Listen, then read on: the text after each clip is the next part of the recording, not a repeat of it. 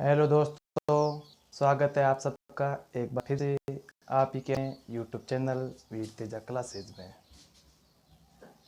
जैसे कि आप सबको पता है पहले से ही कि हमारी संपूर्ण राजनीति चल रही थी, जिसके संबंध में हमने पिछले वीडियो में चर्चा की थी संविधान के बारे में, जिसमें हमने कुछ समितियों के बारे में पढ़ा था, पर्व समिति के बारे में पढ़ा था, उनके अध्यक्षों के बारे में पढ़ा था, और हमने 24 जनवरी 1950 और 26 जनवरी 1950 जो चीज़ें हुई थी उनके बारे में पढ़ा। और हमने पढ़ा था कि संविधान में कितने अनुच्छेद हैं, कितने भाग हैं, कितनी अनुसूचियाँ हैं। जैसे कि हमने पिछले वीडियो में आपसे बात की थी कि अगले वीडियो में हम संविधान की अनुसूचियों से शुरुआत करेंगे। तो जैसे कि आप सबको पता है कि संविधान में कितनी अनुसूची थी, मैंने आपको पहले बता चुका हूँ कि जब हमारा संविधान बना था तब हमारे संविधान में 8 अनुसूची थी। परंतु अगर हम वर्तमान की बात करें तो कितने अनुसूची हैं? वर्तमान में 12 अनुसूची है, याद रखना। 4 किस समिति की सिफारिश पे जोड़ी थी? अभी मैंने आपको पिछले वीडियो में बताया था कि जो पहले 8 थी बाद में 12 हो गई, तो 4 जोड़ी गई थी, वह किसकी सिफारिश पे जोड़ी गई थी वह भी मैंने आपको पिछले वीडियो में बता दिया था। आज हम अनुसूचियां पढ़िए, तो हम पहले पढ़ते हैं 1 नंबर अनुसूची। ठीक है, अनुसूची नंबर 1। इसमें क्या है? इसमें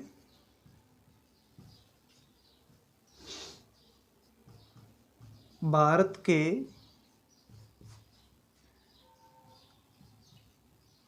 राज्यों एवं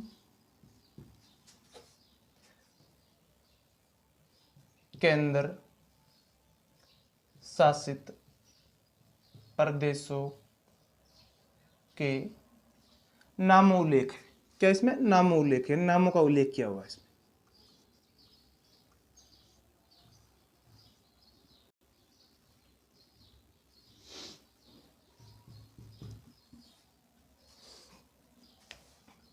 क्या है पहली अनुसूची में? पहली अनुसूची में भारत के राज्यों एवं केंद्र शासित प्रदेशों के नामों उल्लेख है। अगर वर्तमान में हम बात करें तो वर्तमान में हमारे 28 तो राज्य हैं और 8 केंद्र शासित प्रदेश हैं।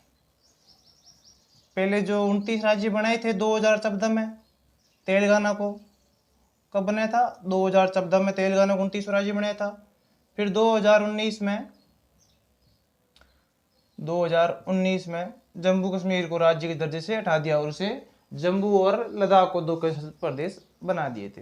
जैसे कि पहले 7 थे, ठीक है, फिर 2 और बनाए, तो वैसे तो 9 होने चाहिए थे, परंतु 9 की जगह 8 है। 8 क्यों है? कि पहले दादर नगर और दमन एवं द्वीप, दादर नगर हवेली एवं दमन एवं द्वीप दोनों अलग अलग थे, अब उनको दोनों को साथ में कर दिया, दादर नगर एवं दमन एवं द्वीप। ठीक है, तो ऐसे कम हो गया, तो 6 लद्दाख और जम्मू 2 ने कितने हो गए? 8। ठीक है, तो वर्तमान में कितने राज्य है? 28 राज्य है और 8 केंद्र शासित प्रदेश, याद रखना। ठीक है, बात करते हैं हम दूसरी अनुसूची की।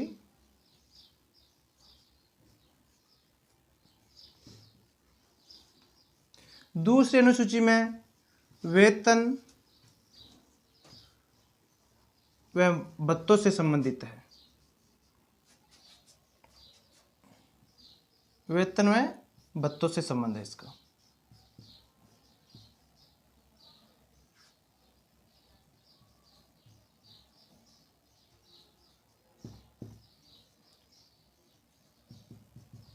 ठीक है, याद रहेगा कि जो दूसरी अनुसूची है उसमें वेतन एवं भत्तों से संबंधित है। और अब किन किन का वेतन एवं भत्ते हैं वह भी मैं आपको बता देता हूँ। ठीक है, जैसे एक तो हो गया हमारा राष्ट्रपति। ठीक है, किसका? राष्ट्रपति।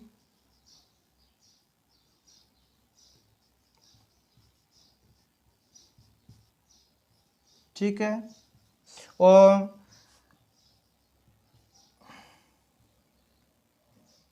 सभापति का, राज्यसभा के सभापति का। ठीक है, और इसमें किसका हो जाएगा? केंद्र राज्यों के मंत्रियों का, केंद्र एवं राज्यों के मंत्री। ठीक है, और इसमें क्या हो जाएगा,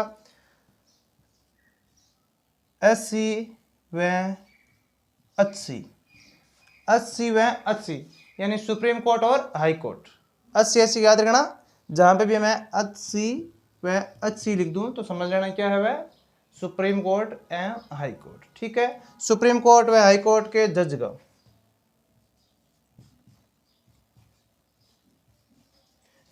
ठीक है, याद रखना कि दूसरी अनुसूची वेतन एवं भत्तों से संबंधित है, राष्ट्रपति का, ठीक है, और राज्यसभा के सभापति का, ठीक है, यानी उपराष्ट्रपति, ठीक है, केंद्र एवं राज्यों के मंत्रियों का, सुप्रीम कोर्ट या हाई कोर्ट के जज का, इनसे संबंधित वेतन भत्ते हैं दूसरी अनुसूची में।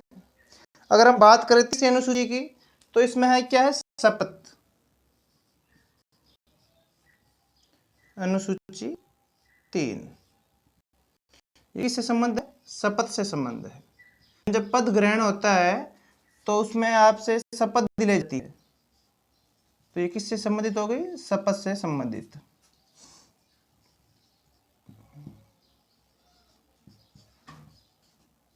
ठीक है, याद रखना तीसरी अनुसूची शपथ से संबंधित है, यानी आप जिस पद को ग्रहण करते हो उस पद के लिए आपको शपथ दिलाई जाएगी। ठीक है, शपथ दिलाई जाती है।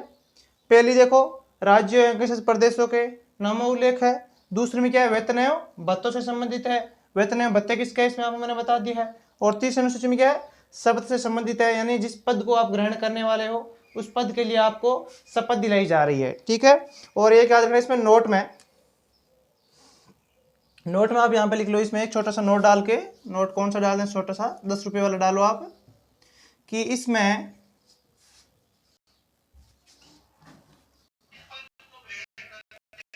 राष्ट्रपति, ठीक है, एवं उपराष्ट्रपति, उप राष्ट्रपति व राज्यपाल। ठीक है, इसमें राष्ट्रपति, उपराष्ट्रपति व राज्यपाल की शपथ का उल्लेख नहीं है। याद रखना ये बात, आपको नोट में लिखनी है अलग से कि जो तीसरी अनुसूची है वह शपथ से संबंधित है, परंतु इसमें राष्ट्रपति हैं, उपराष्ट्रपति की शपथ का इसमें उल्लेख नहीं है।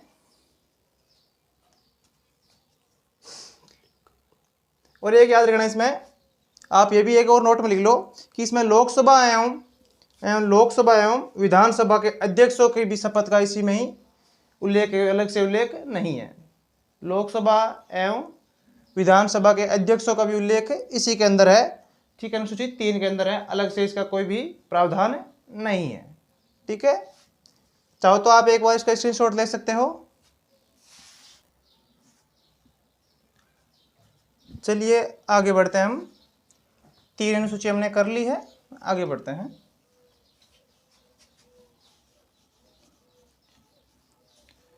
चौथी अनुसूची किससे संबंधित है, अगर आपको पता है तो आप लोग कमेंट बॉक्स में बता सकते हैं कि चौथी अनुसूची किससे संबंधित है।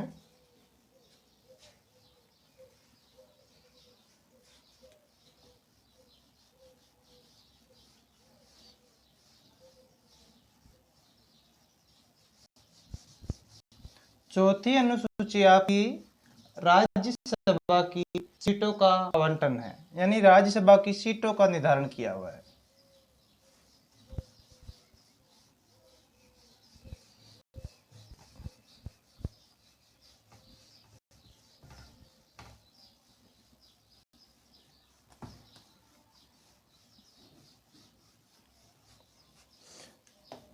लिख लीजिए आप जरा कि चौथी अनुसूची में राज्यसभा की सीटों का आवंटन है।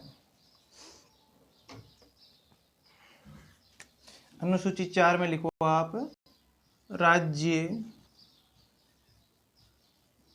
सभा की सीटों का आवंटन।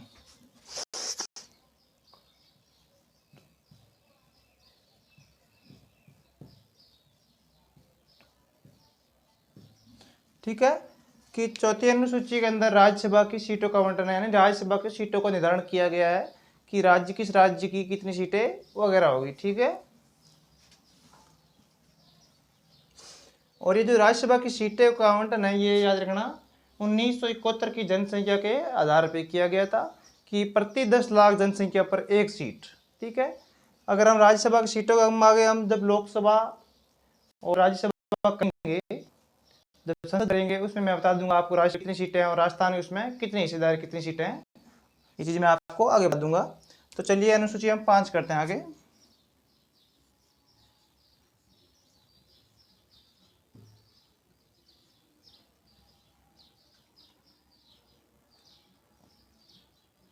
अनुसूची 5 के अंदर 80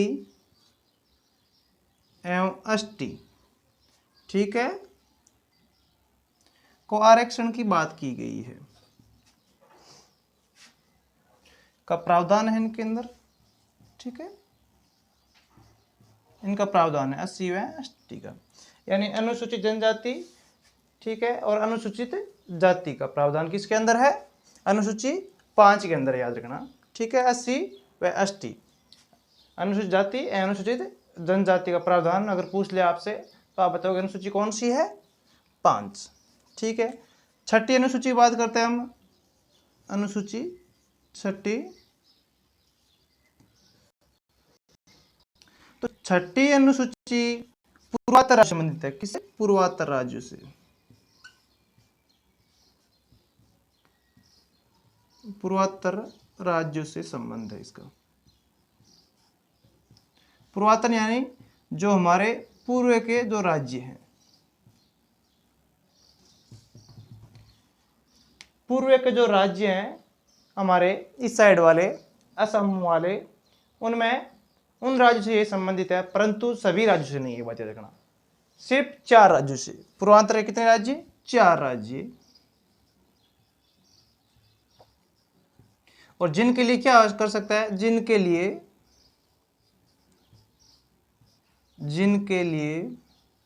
राष्ट्रपति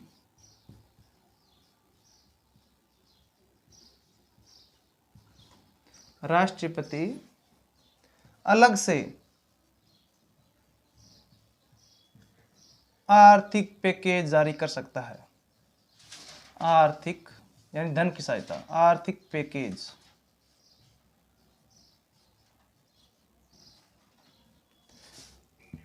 जारी करता है।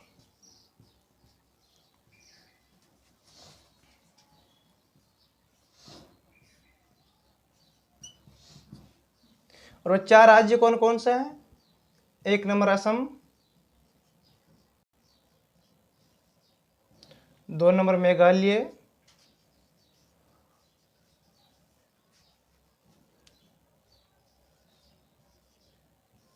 3 नंबर मिजोरम,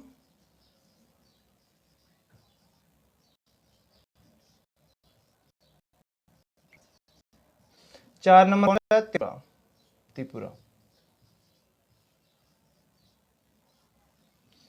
ठीक है, याद रखना कि चौथी अनुसूची तो हमारी राज्यसभा की सीटों से काउंटन है, 5वीं अनुसूची के अंदर 80 व 80 का प्रावधान है।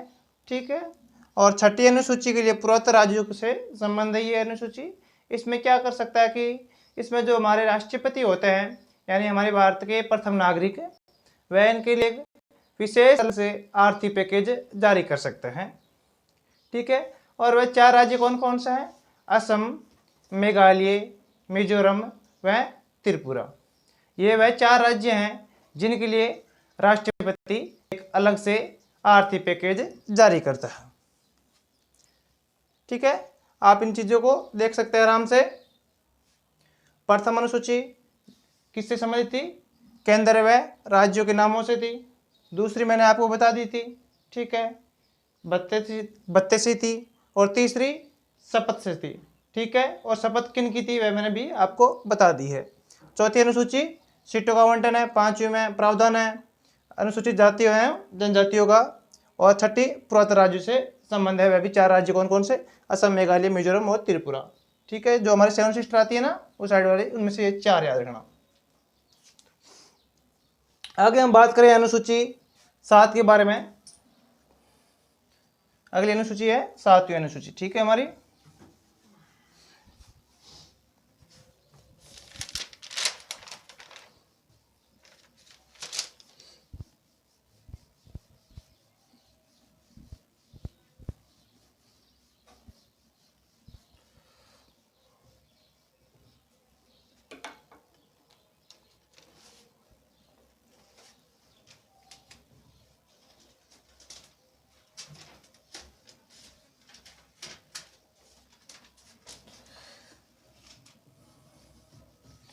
सातवीं अनुसूची व 8वीं अनुसूची। 8वीं अनुसूची तो आपकी किससे संबंधित है? हमारी संबंधित है, जिसमें मैं आपको भाषा के बारे में बताऊंगा, कितनी भाषाएं थी और पहले कितनी थी और बाद में कितनी रखी गई थी।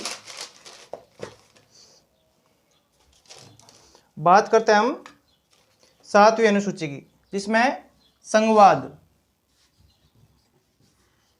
अनुसूची 7 यानी संवाद, ठीक है।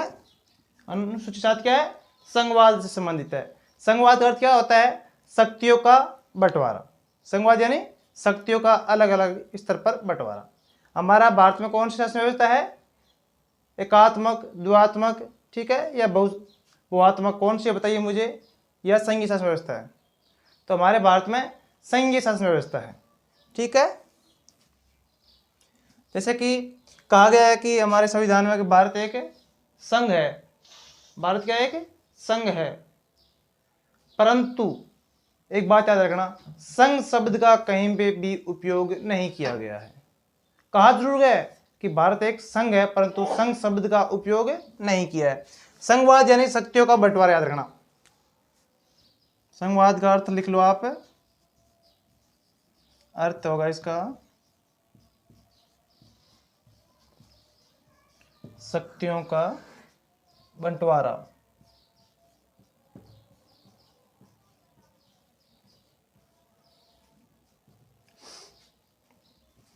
इसमें कितनी सूची है? 3 सूची है। संघ सूची, 2 नंबर राज्य सूची,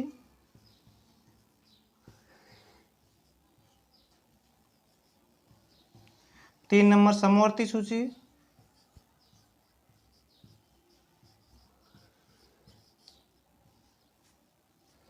समवर्ती सूची।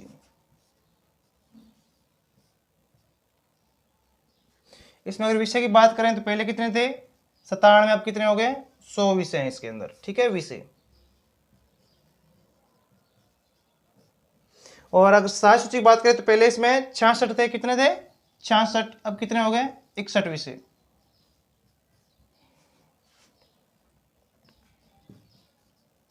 अगर समवर्ती सूची की बात करें तो पहले इसमें 47 थे, अब कितने हो गए हैं? याद रखना, 52, ठीक है। संघ सूची में देखो 97 विषय थे, फिर 3 और बढ़ गए तो कितने हो गए? 100 विषय हो गए। पर राज्य सूची में पहले 66 थे, याद रखना, पहले कितने थे? 66, उसमें कितने घटाने में? 5, कि राज्य सूची में तो 5 घट गए, यानी अब कितने हैं? 61 है। परंतु समवर्ती सूची में 5 बढ़ गए, यानी पहले कितने थे? पहले थे 47 और अभी कितने हो गए? इसमें 52 विषय हैं, ठीक है। अगर हम संघ सूची और राज्य सूची की और समवर्ती सूची की बात करें तो जैसे संघ सूची में यानी बैंकिंग, मुद्रा, रक्षा, ठीक है, विदेशी मामले, इन जैसे विषयों पर संघ सूची कानून बनाती है, ठीक है, यानी ये केंद्र के अंदर है। संघ सूची के विषय है और ये केंद्र के। और जैसे पुलिस, कृषि, सिंचाई, ठीक है, वाणिज्य, ये चीजें किसके अंदर है? ये राज्य सूची के अंदर है, यानी इन विषयों पर कानून कौन बनाता है? राज्य सरकार बनाती है। फिर होती है हमारी समवर्ती सूची, ठीक है। समवर्ती सूची में जैसे गोद लेना, तलाक, विवाह जैसे संबंधित विषय हैं, जिन पर कानून राज्य सरकार एवं केंद्र सरकार दोनों आपस में मिलकर बनाती है, ठीक है। और फिर आता है हमारे अपशिष्ट विषय, जैसे सॉफ्टवेयर, क्योंकि सॉफ्टवेयर, कंप्यूटर, ये चीजें जब हमारा संविधान बना था तब नहीं थी, बाद में आई थी। कंप्यूटर, सॉफ्टवेयर जैसे विषय हमारे बाद में आए थे, ठीक है। तो उन पर कानून कौन बनाएगा? हमारे केंद्र सरकार बनाएगा। और वे विषय किस सूची में चले गए? वह सीधे संघ सूची में चले गए थे। यानी जब हमारा संविधान बनाया था तब लिख दिया था, जो विषय थे उनका निर्धारण कर दिया था, और उसमें एक लाइन और ये भी लिख दी थी कि इनके अलावा अगर कोई नया विषय आएगा तो सीधा संघ सूची में चला जाएगा, यानी अपशिष्ट विषय। ठीक है, अपशिष्ट शक्ति होती है ना, किसके पास है? केंद्र सरकार के पास है। अगर पूछ ले अपशिष्ट शक्ति किसके पास है, तो केंद्र सरकार के पास है। अगली हमारी अनुसूची है 8वीं अनुसूची 8। अनुसूची कौन सी? 8। अनुसूची 8 किससे संबंधित है? भाषाओं से। भाषाओं से संबंध है, इसका याद रखना।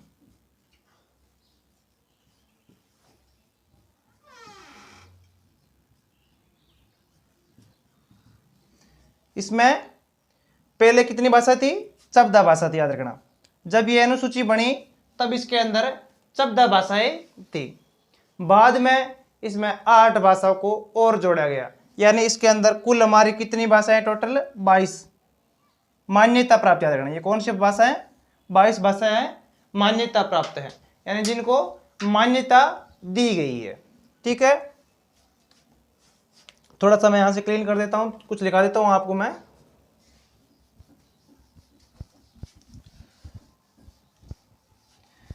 कौन सी भाषा कब जोड़ी गई थी?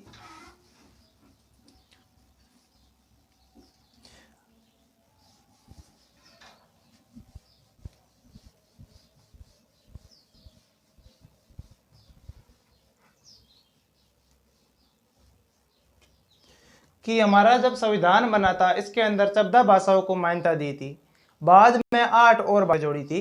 तो 14 तो पहले से थी, ठीक है, बाद में 8 और जोड़ दी गई, तो टोटल कितनी हो गई थी? 22। तो अब बात करते हैं 15वीं भाषा की। तो ये जोड़ी थी 21वां संविधान संशोधन द्वारा, 21वां संविधान संशोधन के द्वारा। संशोधन का अर्थ क्या होता है? संविधान में परिवर्तन, संशोधन। ठीक है, याद रखना कि 21वें संविधान संशोधन द्वारा भाषा जोड़ी गई थी 15वीं एक, यानी सिंधी। कौन सी भाषा जोड़ी थी? 21वें संविधान संशोधन द्वारा हमारी 15वीं भाषा जोड़ी हुई थी, सिंधी। फिर था हमारी 16वीं, 17वीं और 18वीं, ये तीनों एक साथ जोड़ी गई थी एक ही संशोधन में। वह कौन सा था? 71वां संविधान संशोधन, याद रखना, 71वां।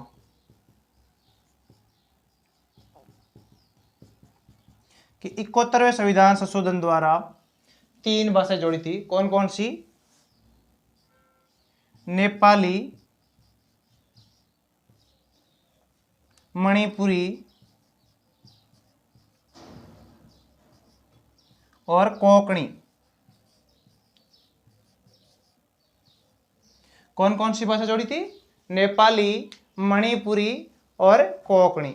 ये भाषाएं 71वें संविधान संशोधन द्वारा जोड़ी गई थी। और एक बात याद रखना, अगर आपको याद रखना है तो आप इसे लिख सकते हो, जैसे कि नमक। क्या लिख सकते हो? नमक। ठीक है, नमक यानी नेपाली, मणिपुरी और कोंकणी। अगर आप ऐसे याद रखना चाहो तो रख सकते हो, अगर नहीं तो एक दूसरी और ट्रिक है, क्यों मार रहे हो नेपाली को? क्यों मार रहे हो नेपाली को? क्यों यानी कोंकणी, मार यानी मणिपुरी, नेपाली यानी नेपाली भाषा। ठीक है, देखो कितने संशोधन हो गए? 2 हो गए हमारे। कौन कौन सा? 21वां और 71वां। तो 21 और 71 कितने होते हैं आप बताइए जरा? 21 + 71 कितने हुए? 92। तो लिखो 92वां संविधान संशोधन। कौन सा? 92वां संशोधन। ठीक है, मैं सीधा लिख रहा हूं यहाँ पे संशोधन। संशोधन में 19वीं, 20वीं, 21वीं एवं 22वीं 4 भाषाएं जोड़ी गई थी। पहले देखो 15वें भाषा तो 21वें संविधान संशोधन द्वारा जोड़ी, ठीक है। 16वीं, 17वीं, 18वीं तो 71वें द्वारा जोड़ी गई, ठीक है। और 19, 20 और 21 और 22वीं वह 92वें संविधान संशोधन द्वारा जोड़ी गई। अब ये 4 भाषा कौन सी थी? एक थी बोडो, दूसरी डोगरी, तीसरी मैथिली और चौथी थी सिंथाली। कौन कौन सी? बोडो, डोगरी, मैथिली और सिंथाली। ठीक है, याद रहेगा आपको। ये हमारी थी 8वीं अनुसूची। 7वीं में मैंने आपको बता दिया है। 8वीं में मैंने आपको बता दिया कि 8वीं अनुसूची में हमारे भाषाओं से संबंध है, यानी भाषाओं का उल्लेख है। जो संविधान बना था तब हमारे 14 भाषाएं मान्यता प्राप्त थी, बाद में 8 और जोड़ी गई, तो टोटल हमारी कितनी भाषा हो गई थी? 22 भाषाएं हो गई थी। 22 भाषा हो गई थी। अब फिर मैंने आपको बता दिया है कि 8 भाषाएं कौन से संविधान संशोधन द्वारा जोड़ी गई, जो अभी मैंने आपको बता दिया है। ठीक है, और ये देखो एक 92वां संशोधन आप याद रख सकते हो, आखिरी ये हुआ था 2003 में। ठीक है, ये आखिरी वाला कभी पूछ लेता है कि 92वां संविधान संशोधन आखिरी कब हुआ था? 2003 में हुआ था। ठीक है, हाँ। अब मैं आपसे एक सवाल पूछ रहा हूं, ठीक है, फिर आप चाहो तो इसका स्क्रीनशॉट ले लेना कि जो हमारा भारत है, तो भारत की राष्ट्रीय भाषा कौन सी है? भारत की राष्ट्रीय भाषा कौन सी है? इसका जवाब आप लोग मुझे कमेंट बॉक्स में बताओगे कि भारत की राष्ट्रीय भाषा कौन सी है। और ये जो 22 भाषाएं हैं, अगर आप अपने क्षेत्र में या किसी क्षेत्र में तैयारी कर रहे हो, ठीक है, केंद्र की, तो आप चाहो तो इन 22 भाषाओं में से किसी भी भाषा में आप अपना एग्जाम दे सकते हो। ठीक है, इन 22 के अलावा आपको अलग से ऑप्शन नहीं दिया जाएगा। जैसे कि हमारे अभी राज्यों के चुनाव हुए थे, जिनमें हमारे रविंद्र सिंह जी भाटी थे, जो शिव बाड़मेर से, तहसील कौन सी? शिव तहसील। ठीक है, और कहां से? बाड़मेर से विधायक बने थे, विधायक थे। इन्होंने एक प्रस्ताव भेजा था।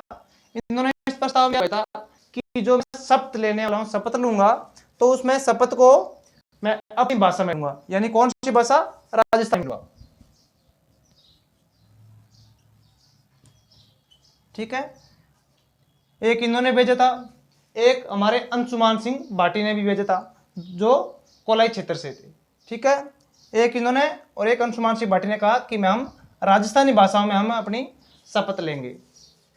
परंतु हमारे संविधान में राजस्थानी भाषा को अभी तक मान्यता प्राप्त नहीं है, तो इसीलिए इनको राजस्थानी भाषा में शपथ नहीं लेने दी गई। हाँ, इन्होंने एक राजस्थानी भाषा में शपथ ली थी, ठीक है, परंतु औपचारिक रूप से इन्होंने सही से इनको हिंदी में ही दोबारा शपथ लेनी पड़ी थी। ठीक है, हाँ, राजस्थानी भाषाओं के लिए प्रयास चल रहा है। अगर आने वाले समय में 23वीं भाषा हमारी जुड़ गई तो वह राजस्थानी हो जाएगी, फिर हम राजस्थानी को भी मान्यता मिल जाएगी, फिर आप चाहे तो राजस्थानी में शपथ ले सकते हैं, या कोई भी एग्जाम दे रहे हैं तो इसकी आप राजस्थानी भाषा में दे सकते हैं। परंतु जब तक संविधान में मान्यता नहीं मिलेगी, यानी जो 8वीं अनुसूची है इसके अंदर अगर नहीं जोड़ी जाएगी, तब तक आप राजस्थानी का उपयोग नहीं कर सकते हो। ठीक है, इसका आप चाहे तो स्क्रीनशॉट ले सकते हो, कुछ अच्छी चीजें है इसमें, तो आप स्क्रीनशॉट ले लीजिए इसका। तो चलिए आगे बढ़ते हैं बिना समय की बर्बादी किए हुए। 8 अनुसूचियां तो आपको मैंने बता दी है और आपको समझ भी आ गई होगी। काफी मेहनत करने की आपको जरूरत नहीं है, बस 2-3 बार आपने इसकी रीडिंग कर ली तो ये अनुसूची आप कभी नहीं भूलोगे। अगली अनुसूची है हमारी 9वीं, जो है भूमि सुधार प्रावधान। बस इतनी लिख लो कि 9वीं अनुसूची हमारी भूमि सुधार प्रावधान से संबंधित थी।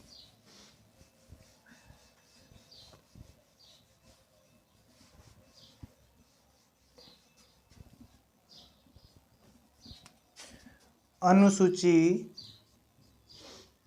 नंबर 9, भूमि सुधार प्रावधान, याद रखना। ठीक है, 9वीं अनुसूची क्या थी? भूमि सुधार प्रावधान थी 9वीं अनुसूची के अंदर। फिर बात करते हैं हम 10वीं अनुसूची के अंदर। ये महत्वपूर्ण अनुसूची है, याद रखना। 10वीं अनुसूची दल बदल से थी, दल बदल। ठीक है, याद रखना, दल बदल से संबंधित।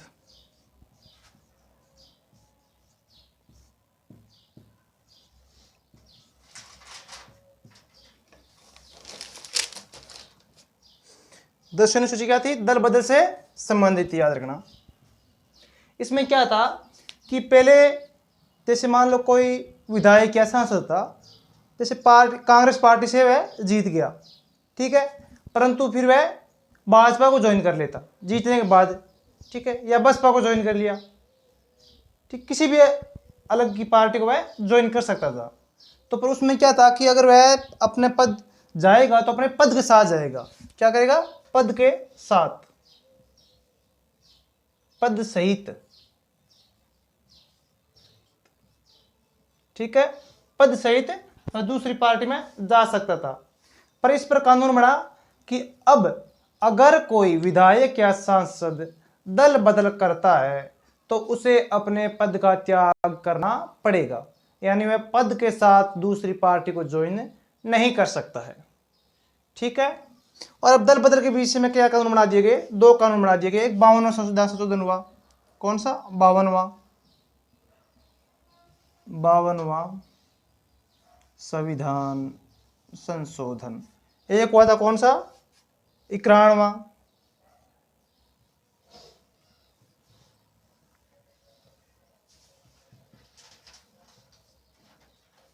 इसमें क्या था कि इसमें 2/3 सदस्यीय दल चाहे तो दल बदल कर सकते हैं। 2/3 सदस्यीय दल बदल सकते हैं, यानी पद के साथ।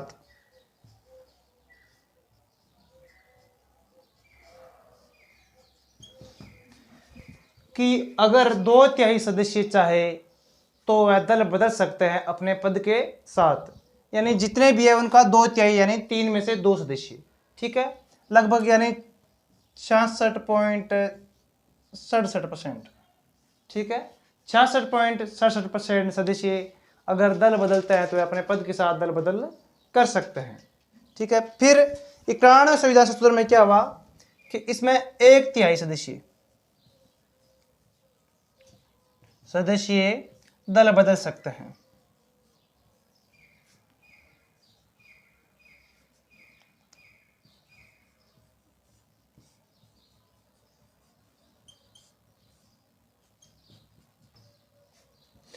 अब क्या हुआ कि अब अगर चाहे तो 1/3 सदस्य ही दल बदल सकता है, यानी लगभग कितने? 33.33% ही, 3 में से 1, ठीक है, टोटल है उनका 33.33%।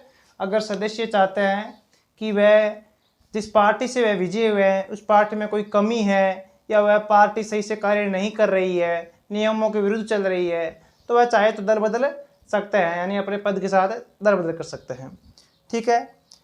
फिर एक व्हिप जारी होती है, याद रखना क्या होती है? व्हिप, व्हिप जारी होती है, ठीक है। ये कौन जारी करता है? ये लोकसभा या विधानसभा के अध्यक्ष, लोकसभा या विधानसभा के अध्यक्ष, विधानसभा का अध्यक्ष,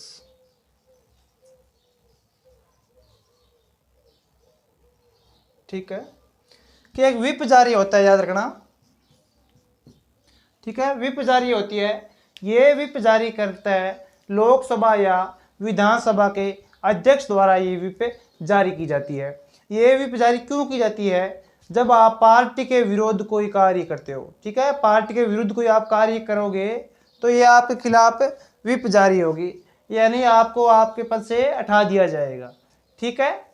परंतु इसमें कुछ एक ये भी है कि ये व्हिप जब जारी होती है तो याद रखना विधानसभा का सत्र चल रहा हो, ठीक है, विधान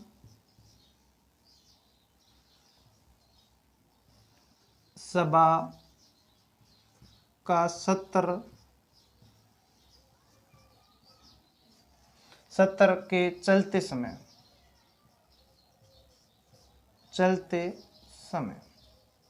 ठीक है, विधानसभा या लोकसभा लिख सकते हो कि विधानसभा या लोकसभा के सत्र के चलते समय ये व्हिप जारी की जा सकती है। किसके द्वारा? विधानसभा या लोकसभा के अध्यक्ष के द्वारा, ठीक है, यानी विधानसभा में या लोकसभा में बैठकर ही इस व्हिप को जारी कर सकता है। ऐसा नहीं है कि वह घर पे बैठ के व्हिप जारी कर दे या कोई होटल में बैठ के ये व्हिप जारी कर दे, ठीक है, ऐसा वह नहीं कर सकता है।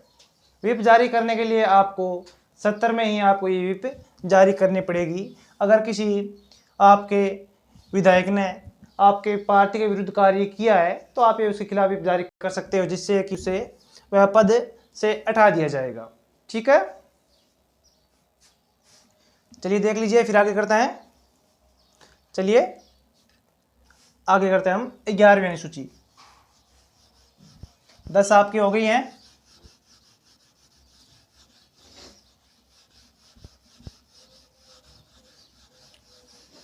आप चाहें तो साथ में कमेंट करके बता सकते हैं कि आपको क्लास कैसी लग रही है। और जो मैंने आपको सवाल पूछा था उसका जरूर आप जवाब देना कमेंट बॉक्स में। वह सवाल मैं एक बार लास्ट में और आपको लिखा दूंगा क्या सवाल था।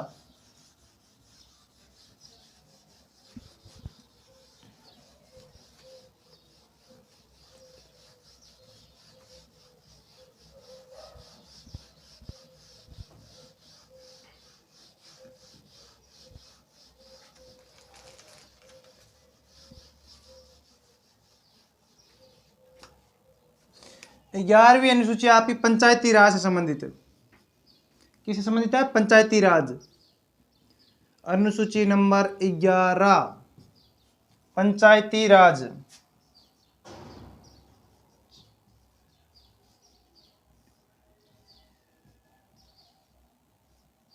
ठीक है, 11वीं अनुसूची आपकी पंचायती राज से संबंधित है, यानी गांव में सरपंच होते हैं आपके, ठीक है, उनसे संबंधित है।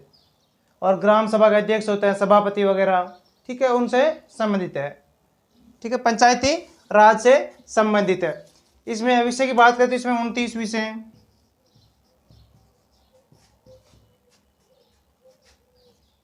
कितने विषय? 29। 73वें संविधान संशोधन द्वारा। संशोधन कब हुआ था? 1993 में पंचायती राज को जोड़ा गया, याद रखना। कब जोड़ा गया? 1993 में 73वें संविधान संशोधन द्वारा पंचायती राज को में 29 विषय जोड़े गए थे। ठीक है, इसको भी महत्व दिया गया था। आपकी अनुसूची अगर हम बात करें 12वीं की, बस इतने याद रखना ना कि 11वीं अनुसूची पंचायती राज से संबंधित है। ठीक है, 11वीं अनुसूची किससे संबंधित है? पंचायती राज से। अनुसूची अगर 12 की बात करें तो ये आपकी नगर निकायों से, नगर निकाय याद रखना ये, ठीक है, 74वां संविधान संशोधन द्वारा, यह भी 1993 में। ठीक है, नगर निकाय यानी जो शहरों में कार्य करती है, पंचायती राज यानी गांव में। ये कहां से संबंधित है? गांव से, याद रखना, गांव, ये शहर। ठीक है, इसमें क्या होता है?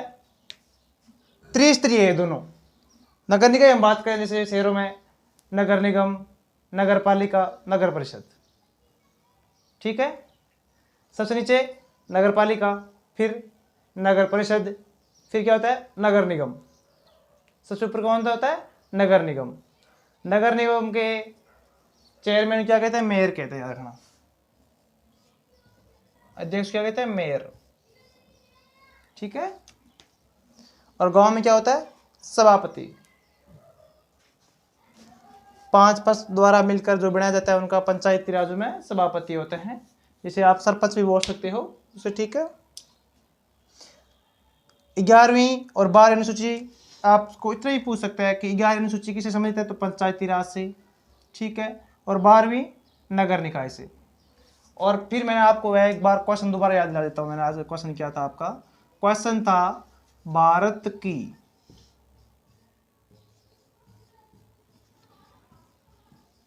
राष्ट्रीय भाषा कौन सी है?